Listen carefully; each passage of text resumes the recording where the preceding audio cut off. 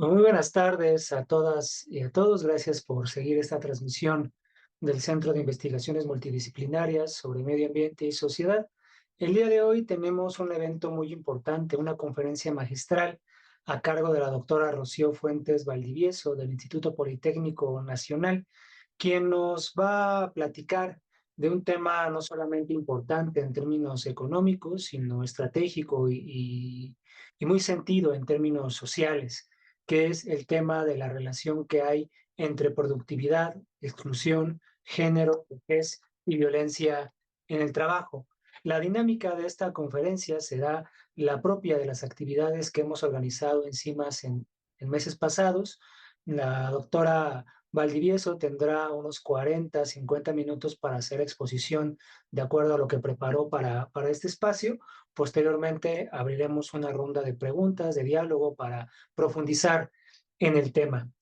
Sea bienvenida, doctora, a este espacio que CIMAS ha abierto con el compromiso de llevar las investigaciones hacia la sociedad, de compartirlas tanto con pares académicos, pero sobre todo con público en general, que tenga interés en comprender eh, los diversos temas que se tratan en estos espacios.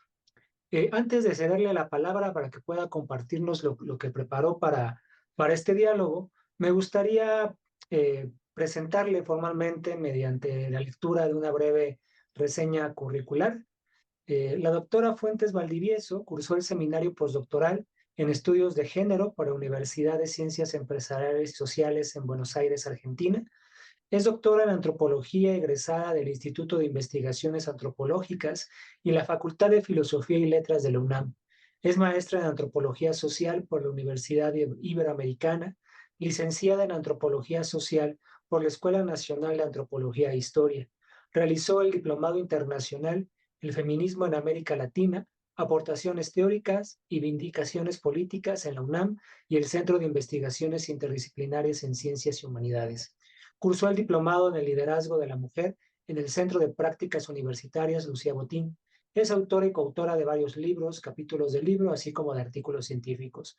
Actualmente es académica e investigadora de la Escuela Superior de Medicina del Instituto Politécnico Nacional, donde desarrolla sus líneas de investigación COVID-19 y sus consecuencias en el personal médico, así como COVID y contaminación, género, salud y sociedad, el acoso grupal móvil y sus repercusiones sociales en la salud, la prevención de la violencia en ámbitos laborales.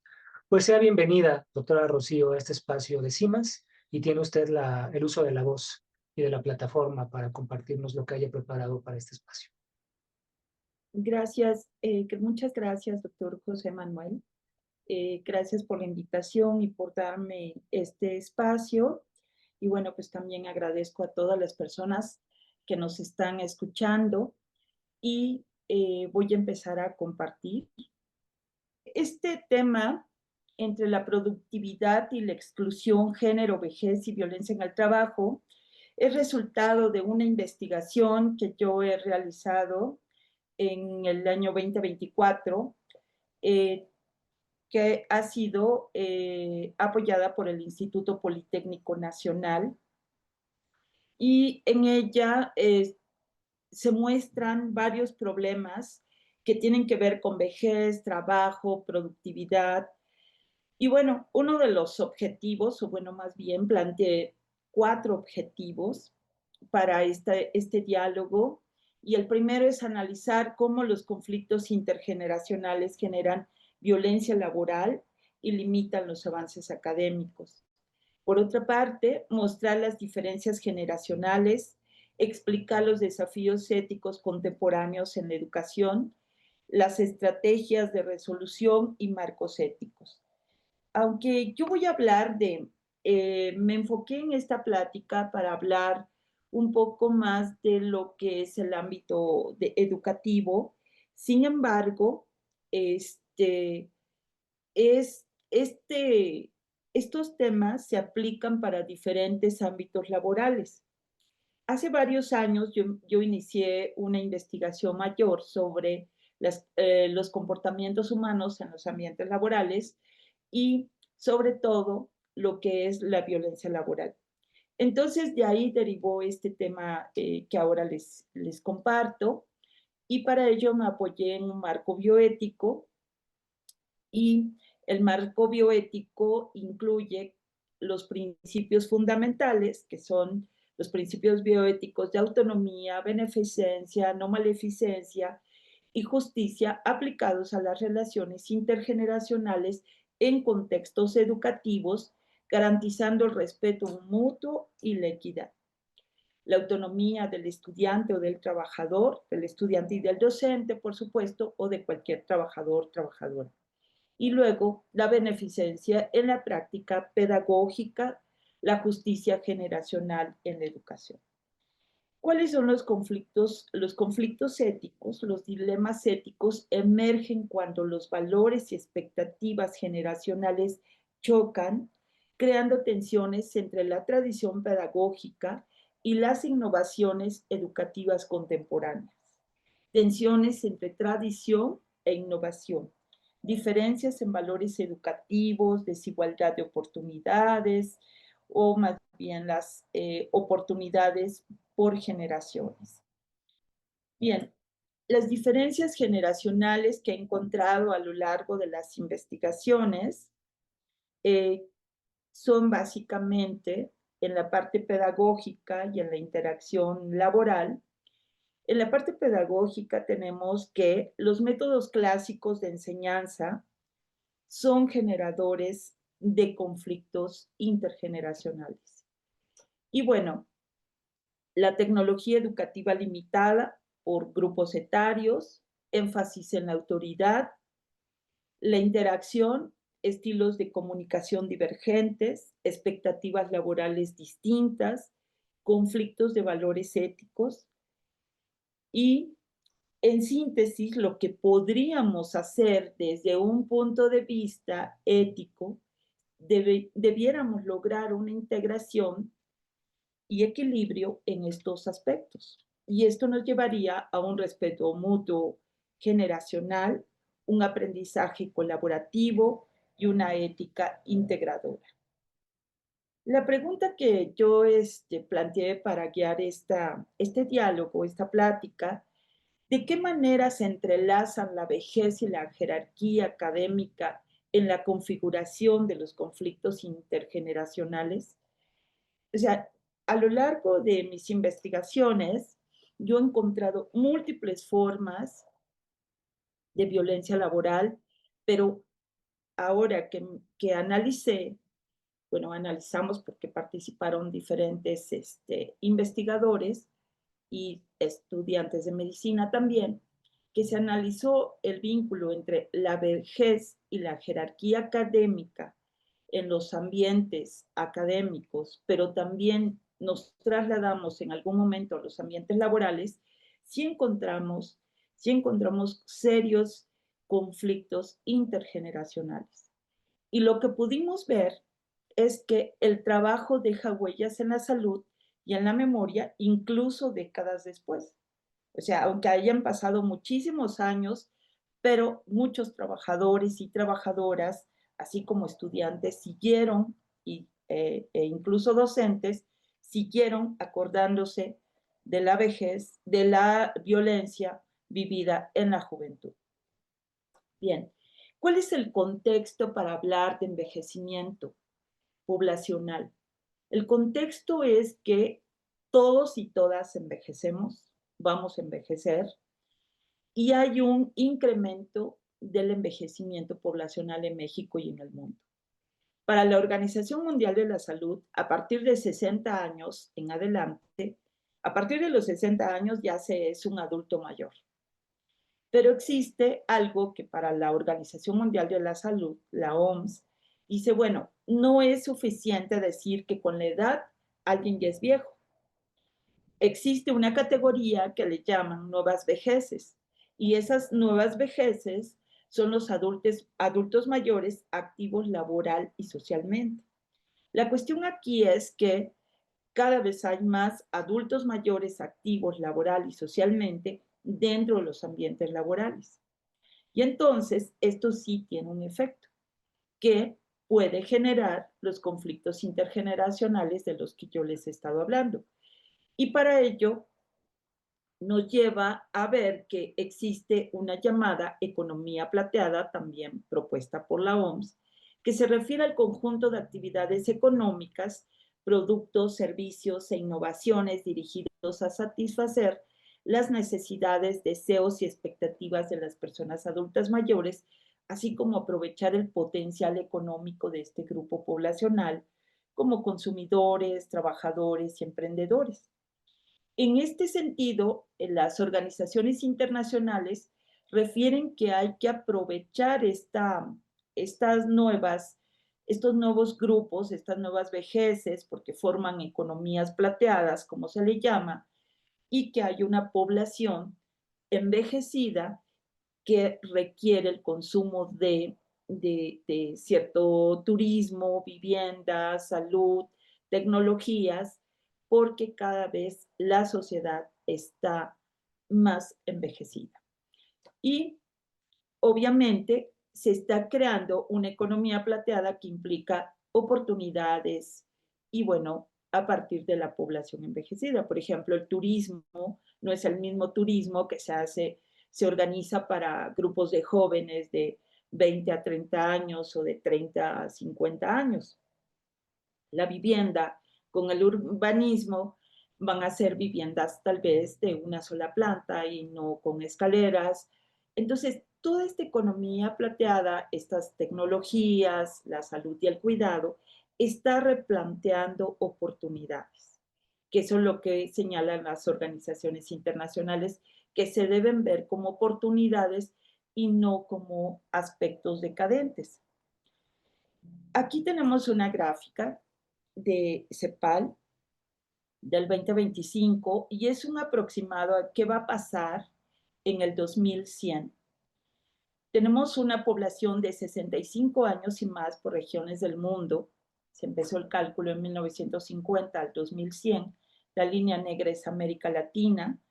Y lo que se está viendo, estamos aquí en el 2025, se está viendo que está incrementándose la población mayor de 65 años en América Latina, de tal forma que en el 2100 se estima que estemos rebasando al modelo europeo. La América Latina va a tener una población altamente envejecida.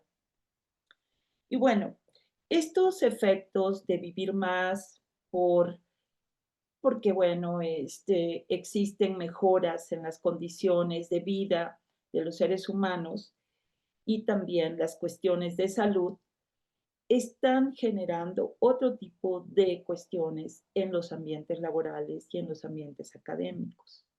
Y entonces nos lleva, lo encontramos pues en la investigación que nosotros hicimos, que estos problemas se ven reflejados en los conflictos intergeneracionales. Y un conflicto intergeneracional se define como la tensión o enfrentamiento que surge entre personas de diferentes grupos de edad debido a diferencias en valores, expectativas, formas de trabajo, uso de la tecnología o posiciones dentro de una jerarquía. Y estos conflictos pueden manifestarse en ambientes familiares, comunitarios, laborales, académicos, se vinculan a relaciones de poder, liderazgo, exclusión o discriminación por edad. Y se trata de la estructura jerárquica basada en la edad, en la experiencia, el poder institucional que coloca a los adultos mayores en posiciones de autoridad y a los jóvenes en una condición de subordinación. Y existen múltiples ejemplos en la vida cotidiana, en los ambientes laborales, de cómo se dan estos conflictos por la edad, la experiencia y el poder institucional. Y más adelante los vamos a mencionar. Y existen diferentes teorías que explican el poder disciplinario, mientras que los grupos etarios, por ejemplo, hombres o mujeres mayores de 65 años, casi siempre quieren, en ambientes laborales, quieren poner su, su forma de pensar, de sentir, y como ya tienen grupos de amigos, de cuates, de parientes, pues facilita el poder institucional.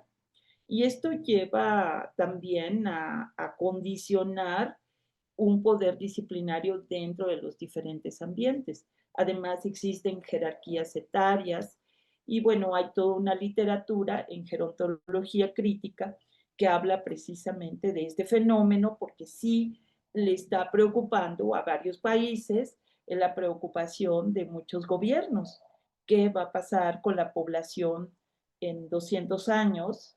Sí hay un descenso de la natalidad, pero sí un incremento de la vejez. Y entonces, bueno, ¿de dónde surgen los conflictos intergeneracionales? Nosotros ubicamos varios aspectos y tenemos los objetivos, entre los aspectos objetivos está la economía, que incluye los salarios, la productividad, la interacción con las demás personas. Y están los subjetivos, que incluye la cultura, los prejuicios, las formas de pensar, pero también están las ideas de supremacía jerárquica que tiene que ver con el narcisismo académico. Cuando nosotros analizamos este tema de vejez y ambientes laborales, podemos ver diferentes conductas y comportamientos, por ejemplo, en el narcisismo académico, que había una época, y tal vez todavía exista en algunos ambientes más que en otros, el que consiste en el maltrato constante hacia los estudiantes, por ejemplo. Y entonces, ¿quién tiene la última palabra? Pero no es tener la última palabra, sino es la crueldad ejercida hacia un estudiante o hacia personas con mayor rango dentro de una institución o dentro de un ambiente laboral. Entre lo que tiene que ver con esto es la cultura y los prejuicios. Por ejemplo, que hay gente que dice, bueno, es que yo soy súper exigente. Y esa exigencia se traslada, llega un momento en que hay una línea muy delgada entre lo que es el autoritarismo, la violencia, con la exigencia. Y hasta dónde se puede o no se puede ser exigente con los trabajadores, con los estudiantes. Sí tiene que haber exigencia, sí tiene que haber ética en cada una de las posiciones, en cada una de las jerarquías. Y entonces, estas exigencias pueden llevar a los conflictos intergeneracionales y tienen que ver con la forma de ser, pensar, sentir e incluso con los prejuicios. Por ejemplo, se entrevistó a la población trans. Hay gente que no acepta todavía la población trans dentro de lo que son los ambientes laborales y son los que más han padecido violencia. Y bueno, la otra forma, la otra parte de la violencia que nosotros registramos es en la violencia laboral y docente, que se ejerce por las que tienen un vínculo laboral, docente o análogo. Este es el artículo 10 de la Ley General de Acceso a las Mujeres, de las mujeres a una vida libre de violencia, quien señala que la violencia laboral y docente se ejerce por las que tienen un vínculo laboral, docente o análogo.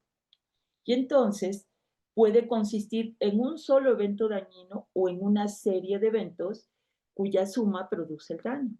También incluye el acoso o el hostigamiento sexual. Eh, Estos temas, por ejemplo, voy a poner ejemplos más adelante, después de este artículo 12, que constituyen violencia docente y son aquellas conductas que dañan la autoestima de las alumnas con actos de discriminación, sexo, edad, condición social, académica, limitaciones o características físicas que les infringen maestros o maestras. Este, Nosotros hemos encontrado, y he encontrado múltiples formas de violencia registradas, dichas por estudiantes, estudiantes de licenciatura, todos mayores de edad, y estudiantes de posgrado. Desde las formas violentas, por ejemplo, de minimizar al estudiante, de excluirlo por su aspecto físico, hasta por su condición social.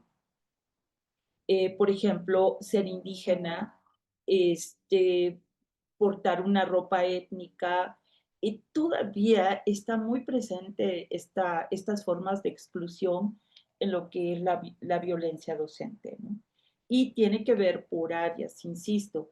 Por ejemplo, en el ámbito médico, que nos ha tocado escuchar relatos de estudiantes de medicina, cómo, qué implican las residencias médicas, existen profesores que no se refieren, no pueden ni siquiera ver, voltear a ver a los residentes nivel 1, porque ellos ya son médicos adscritos, o el R3, como le llaman, no puede hablar tan fácilmente con el de abajo, sino que lo tiene que hacer con el residente 2, y el residente 2 lo hace con el residente 1, y si se sientan a comer, el residente 3, de mayor jerarquía, empieza a comer, y si termina rápido, todos por ende deben terminar de comer, se levantan y todos lo deben seguir en un orden jerárquico.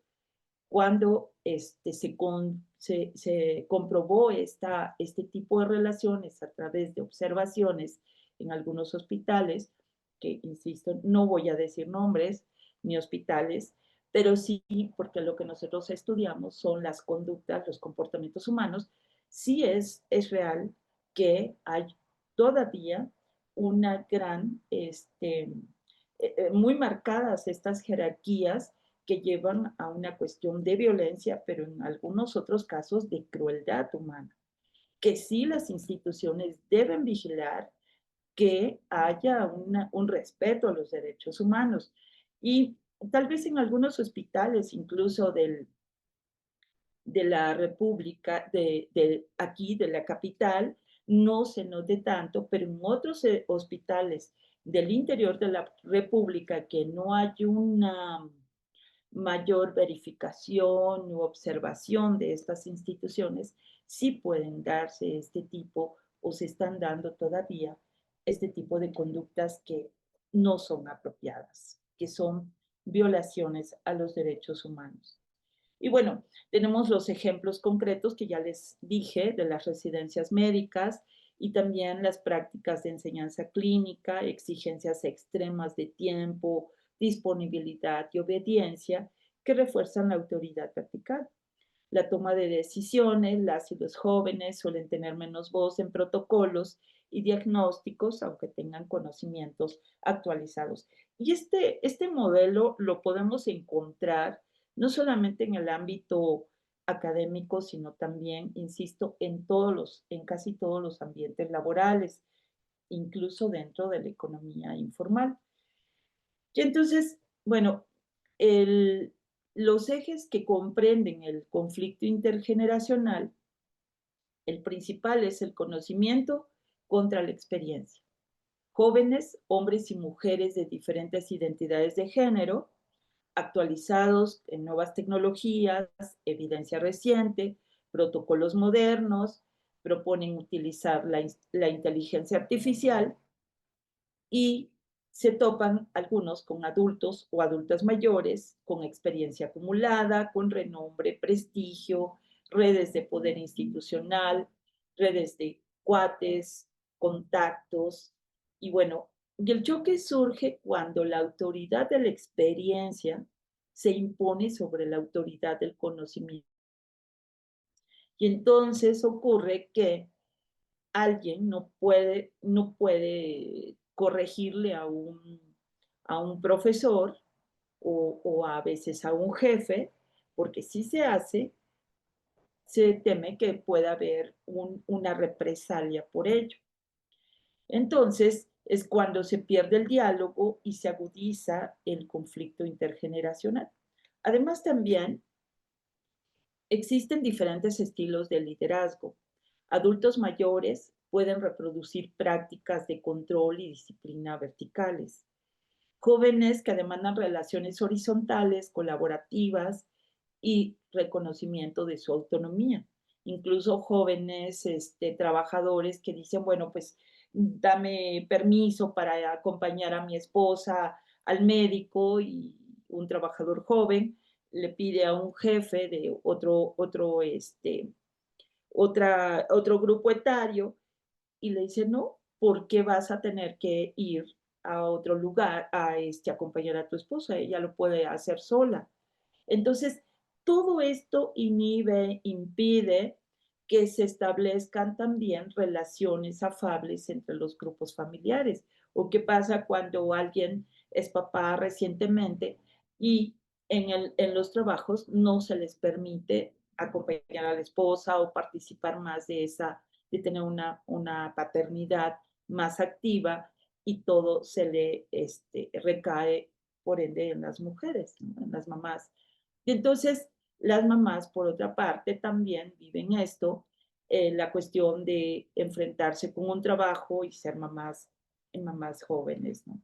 Y entonces las limitaciones que tienen, que se enfrentan, incluso las estudiantes con las becas, ¿no?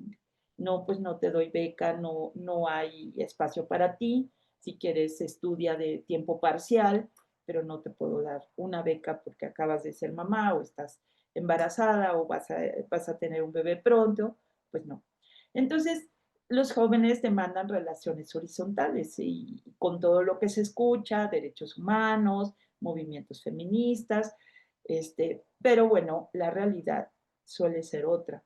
Entonces, tenemos una dimensión bioética que la verticalidad puede derivar en prácticas acosadoras, o sea, gritos, humillaciones, sobrecarga, cuando si realmente existiera una postura ética en estos ambientes, eso no debiera ocurrir. Profesores estrictos, autoritarios, que solo desean validar sus argumentos. Entonces, en términos bioéticos, entra el disentir y el consentir, entramos en una parte personal, bueno, ¿qué sí puedo? Con lo que no estoy de acuerdo, pero que sí consiento, que sí acepto y que no acepto. Y ahí es la parte, esta es la parte más complicada cuando el estudiante se enfrenta, ¿continúo o me voy? El trabajador dice o trabajadora, ¿permanezco en este trabajo o me voy? Entonces ahí solamente alguien puede decidir qué sí puedo hacer a partir de sus condiciones reales, a partir de lo que está viviendo y de lo que va a vivir en caso de una renuncia. Pero bueno, que se sugiere, hay que buscar crear las denuncias, hay que buscar crear, visibilizar estos problemas, porque pues obviamente impiden lo que se le llama la bioética del cuidado y obviamente el principio de justicia intergeneracional que debiera existir en la sociedad y por ende en las organizaciones, ¿no? Y entonces, bueno, a medida que nosotros nos acercamos al trabajo etnográfico de lo que es la vejez y el trabajo, se pudo visibilizar las desigualdades de género y también, bueno, desde estas perspectivas de un trabajo etnográfico y viendo una postura ética, de entender la promoción de las relaciones horizontales y de cuidado y denunciar prácticas abusivas normalizadas como tradición, porque realmente ocurre que dicen en los ambientes laborales, es que aquí así es y nadie va a llegar a cambiar nada. Entonces, bueno, ¿dónde quedan las normas? ¿Dónde quedan los acuerdos internacionales? Se alejan la parte teórica, se aleja mucho de la realidad. Entonces, ¿qué hay que buscar? Pues hay que buscar una justicia relacional inclusiva, ¿no? Y bueno, la justicia relacional e inclusiva es un concepto que se refiere a la responsabilidad ética entre generaciones y se centra en garantizar que las acciones que las decisiones y acciones de una generación no perjudiquen a las generaciones futuras y que estas últimas tengan acceso a los recursos, derechos y oportunidades necesarios para vivir dignamente.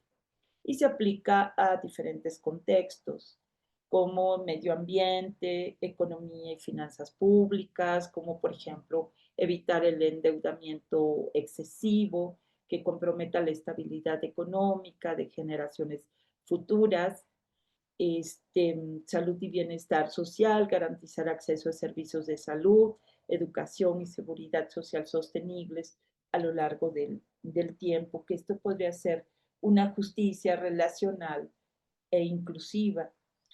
Y bueno, pues el poder y la violencia, después de todo esto que he mencionado, puedo decir que a partir de esta relación entre lo que es los conflictos intergeneracionales, la violencia laboral, la violencia docente, y dado que todos los seres humanos hasta este momento estamos envejeciendo y vamos a envejecer, y aunque se vivan duelos por ello, así es, el poder y la violencia también se transforman a lo largo del curso de vida.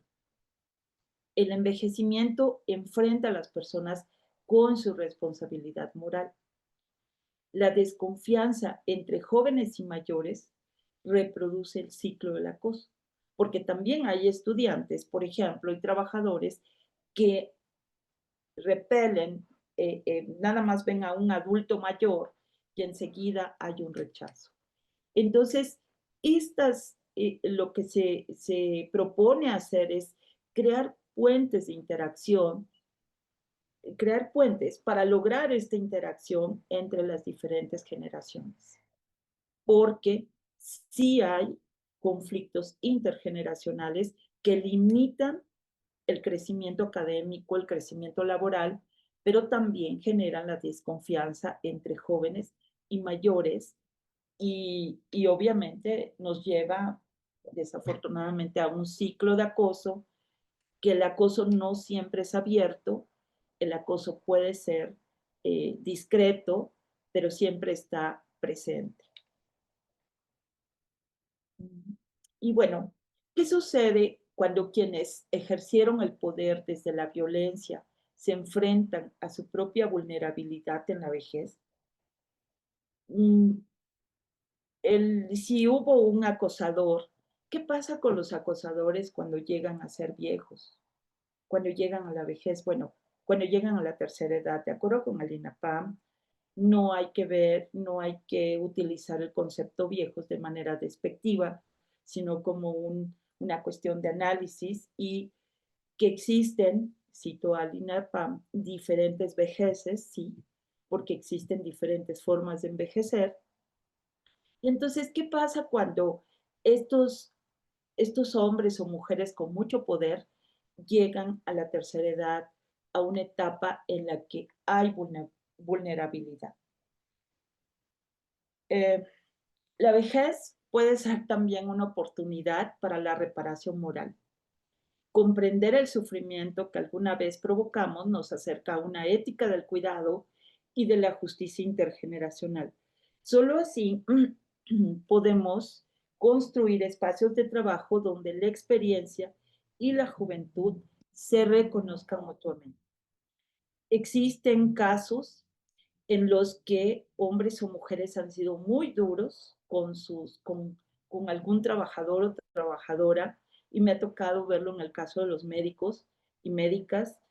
En una ocasión comentaba una persona, una joven médica, que lo más difícil para ella fue reanimar en un estado crítico al doctor que siempre la había acosado y que le había limitado su vida académica. Sin embargo, su ética médica la llevó a salvar la vida y a llevarlo a una unidad de cuidados intensivos.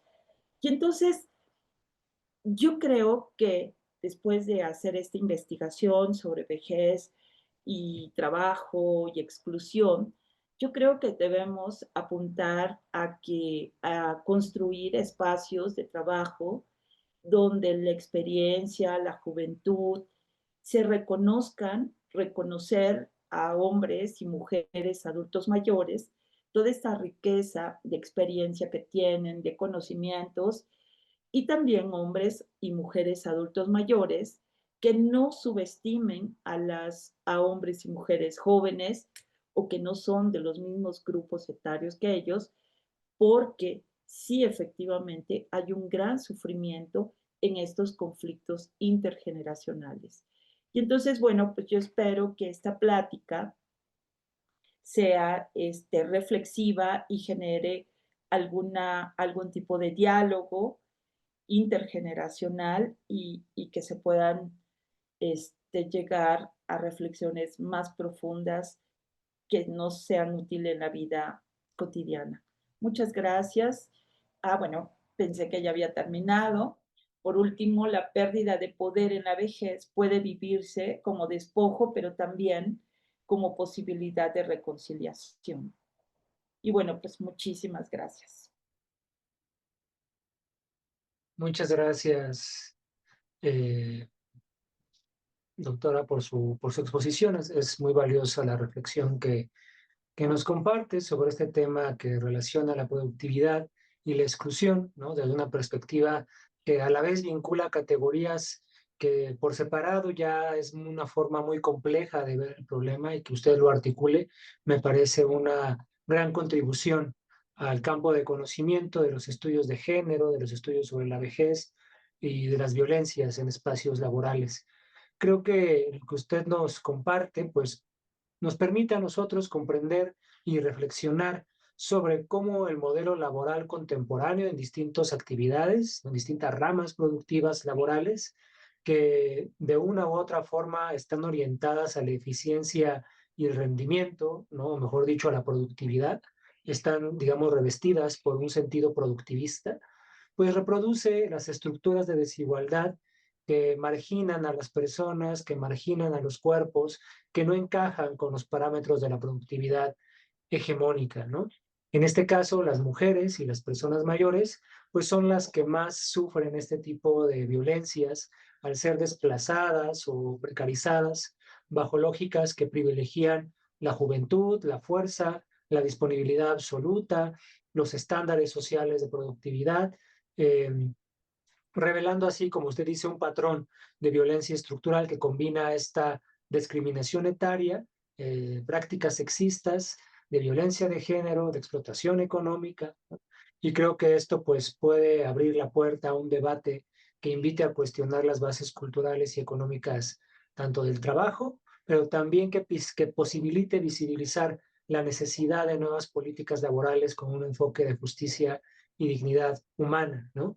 Que si bien usted pudo como realizar esta investigación en un espacio laboral de corte médico, pues en general es algo que, por ejemplo, dentro de la academia se vive todo el tiempo, ¿no? Tanto en universidades, centros de investigación, pero preocupantemente también en espacios inmateriales del ámbito académico, como pueden ser los procesos de evaluación de las y los investigadores en convocatorias, por ejemplo, del Sistema Nacional de Investigadores. Hay una gran violencia entre investigadoras e investigadores que evalúan, entre evaluados entre sí, ¿no? Hay una práctica eh, desaforada por obtener la candidatura, los evaluadores se comienzan a actuar desde una relación de poder, ¿no? Muy déspota respecto a otros evaluados, ¿no? Los propios evaluados entre sí terminan como reproduciendo estas dinámicas de despotismo académico que usted bien comenta y que pues quitan del centro lo creo que es verdaderamente importante, ¿no? Que estamos en un mismo espacio en donde los verdaderos actores de poder pues no somos nosotros, ¿no? Los que, los que, digamos, establecemos este marco hegemónico. Más bien, tenemos que formar parte de una contrahegemonía y establecer nuevas prácticas de relación laboral, nuevas prácticas de relación con nuestros colegas, ¿no? Y bueno, bajo esta reflexión que me motiva su exposición, yo quisiera hacerle una pregunta como para profundizar un poco en el diálogo que usted ha abierto. ¿Cómo considera que se manifiestan estas formas de exclusión laboral hacia las mujeres y las personas mayores en entornos que privilegian la productividad como un valor central? Sí, esto genera esa exposición, bueno, fue con temas muy generales, pero cuando nosotros analizamos ya por áreas, varía, ¿no? Entonces, por ejemplo, las grandes empresas tienen más regulado este tipo de relaciones y no es tan evidente la exclusión, no es tan abierta, y estoy hablando de las grandes empresas porque han firmado tratados, acuerdos con la Secretaría del Trabajo y bueno. Pero en el plano, en la vida cotidiana hay una gran exigencia hacia la productividad y esto lleva a la rivalidad. Las rivalidades, por ejemplo, entre hombres y mujeres, más o menos de los mismos grupos etarios, también se da y se expresa con la negación de la información, con información distorsionada. Y esto es muy común, es frecuente en, por las mismas competencias que se van generando, quién produce más y además se supone que la productividad conlleva a que se les pague mejor o que haya un mayor salario o mayores recompensas. Y esto es de verdad en algunos ambientes, es muy, muy evidente y sobre todo a veces se manifiesta también con la capitalización del trabajo de algunas personas y no reconocerles sus aportes, ¿no? Y entonces, bueno, pues, y la justificación, no son mujeres y están grandes, no manejan ciertos programas, o no manejan cierta información, no tienen conocimiento de tal cosa. Entonces, el conocimiento sí genera ciertos privilegios dentro de los ambientes laborales como académicos y esto se va haciendo un ciclo de violencia, de exclusión, de quién sí puede, quién no puede, y entran estas cuestiones subjetivas, ¿no? De son mujeres, son jóvenes, o bueno, ¿qué más va a aportar? Y, o bueno, tiene que dar algo más, ¿no? Entonces, esas son las condiciones frecuentes que se encuentran en estos ambientes laborales, sobre todo como formas excluyentes. No sé si Claro, haya estado así. sí, interesante, ¿no? Nos muestra cómo estas formas, pues, de exclusión laboral hacia las mujeres y, bueno, también a las personas mayores, pues, se manifiestan en múltiples mecanismos, tanto estructurales como simbólicos, que operan como bajo la lógica de la productividad como un valor, central, ¿no? Que, pues, creo que como en muchos otros aspectos de la vida cotidiana, pues, las mujeres, tienen como una carga social mucho mayor que el resto de personas que integramos esta, esta sociedad, ¿no? Y bueno, siguiendo con el diálogo, me gustaría preguntarle sobre qué alternativas considera usted que podrían construirse desde una bioética del cuidado y de la interdependencia para y de redefinir entonces el sentido del trabajo en sociedades que, como usted menciona, tienden hacia el envejecimiento y tienden, por lo tanto, de no cambiar esta forma de ética del trabajo, pues perpetuar o complejizar aún más las desigualdades. Sí, bueno, entre las propuestas, o sea, es otra vez intentar, porque sí existe una normatividad, existen programas incluso, pero hay un, un deseo de no conocer, un deseo de no saber o es un tema al que realmente no se le da no se le da importancia, porque pareciera ser de que no se envejece. Incluso los hombres en el sistema patriarcal parece que ellos no envejecen. Sin embargo, llega un momento en la vida en que alguien ya envejeció y que se está enfrentando con un conjunto de realidades que lo vuelven igualmente vulnerables, tanto hombres como mujeres.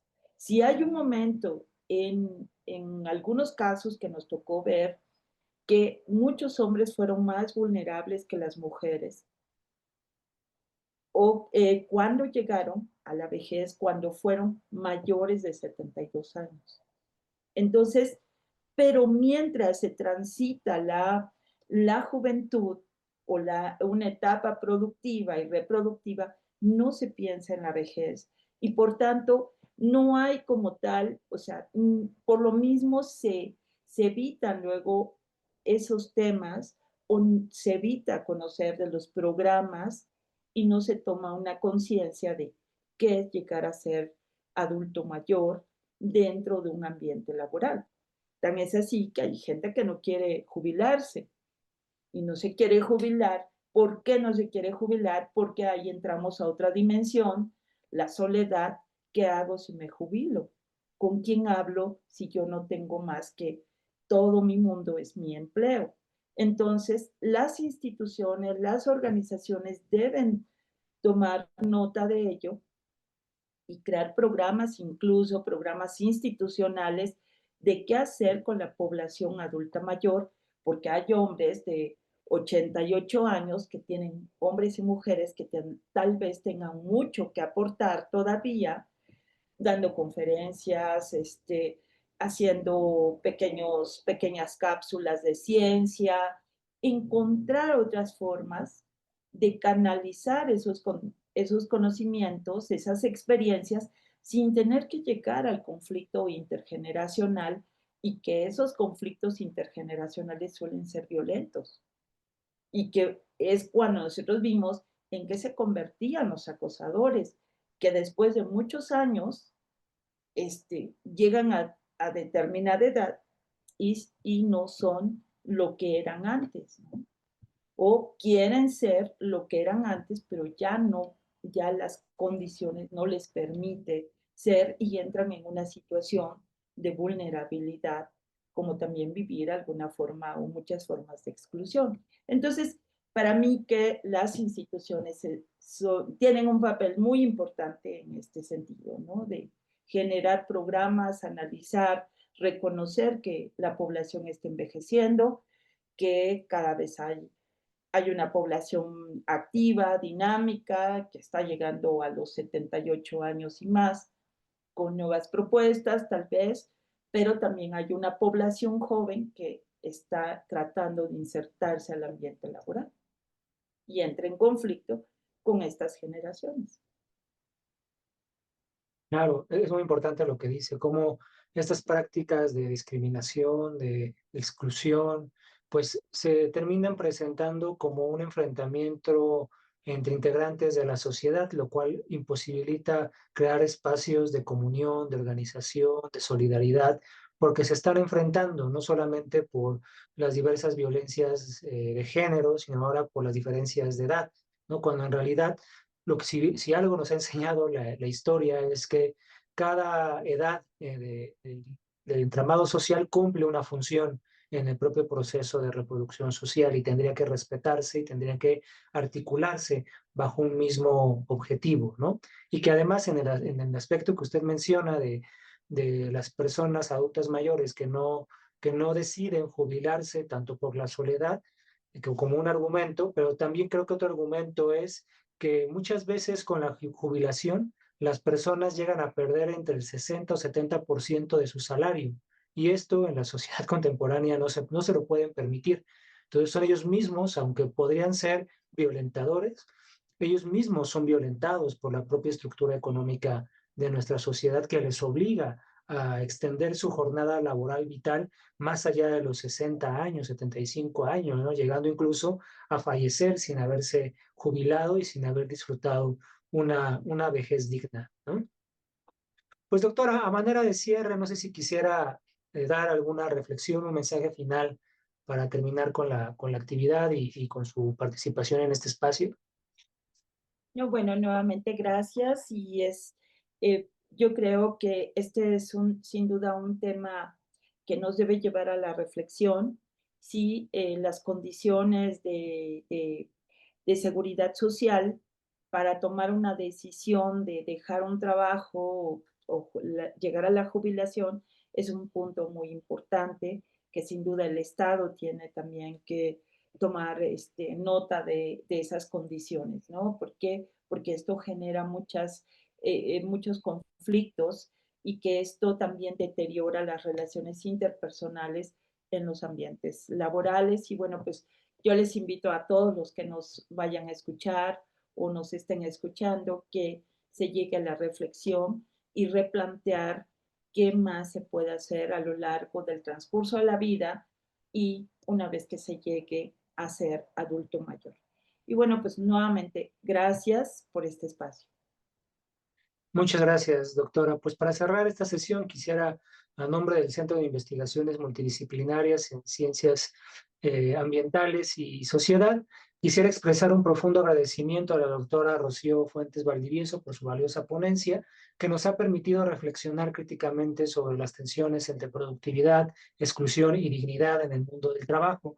Como bien hemos visto, su exposición no solo aportó claridad conceptual y sensibilidad analítica, sino también creo que nos invita a reconocer las múltiples violencias eh, que muchas veces ocurren de manera invisibles, pero no por ello menos dolorosas, que atraviesan los cuerpos de las personas mayores, de las mujeres, en contextos laborales que por las propias condiciones estructurales de nuestra sociedad vienen ya marcadas por la desigualdad.